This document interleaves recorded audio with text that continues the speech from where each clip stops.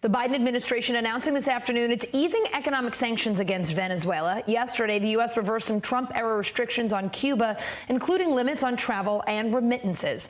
Digital reporter Carmen Sesin is here now. Carmen, let's start with Venezuela. What kinds of changes are coming there? What are we going to see?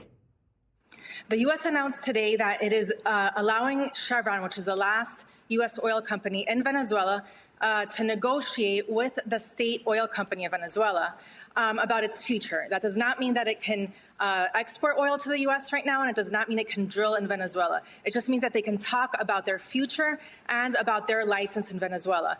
Now, administration officials have stressed that they did this because they want Maduro, the leader of Venezuela, to negotiate with the opposition. Those negotiations with the opposition stalled last October, and according to administration officials, it was the opposition that went to the administration and asked them to do this in order to get Maduro to more seriously negotiate with them. So, Allison? Carmen, what will still be sanctioned in Venezuela?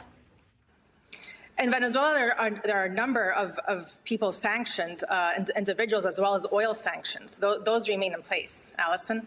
Carmen, let's talk about Cuba. These are the biggest changes in U.S.-Cuba policy since Joe Biden became president. Walk us through the changes.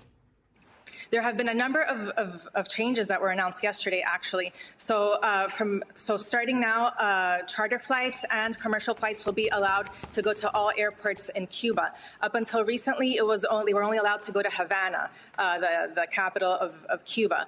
It's also reinstating the educational travel in groups, not individual ones.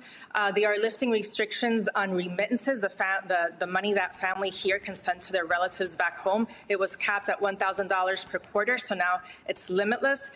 They're also increasing the amount of visas being processed at the embassy in Havana, and they are reinstating the Cuban Family Reunification Parole Program. So quite a few things, Allison. Carmen, you're reporting that over the last few years, the U.S. hasn't processed 20,000 annual migrant visas it agreed to nearly 30 years ago. What is the government saying about that lag? Well, in 2018, there were some mysterious health incidents that affected U.S. Embassy personnel in Havana. Those incidents became known as Havana syndrome. So since that time, since 2018, the amount of personnel at the embassy was downsized to a skeletal staff. So the amount of visas processed, basically, they weren't processing visas there. People had to go to Guyana to get their visas processed. Wow. It's very expensive for Cubans, sure. So most Cubans were not getting their visas processed. So that's imagine since 2018, 20,000 visas per year were not processed. So that's a big backlog that they're going to get to now when they increase the staff at the embassy. Allison? All right, Carmen, thanks so much for all of your reporting today. Thanks for watching our YouTube channel. Follow today's top stories and breaking news by downloading the NBC News app.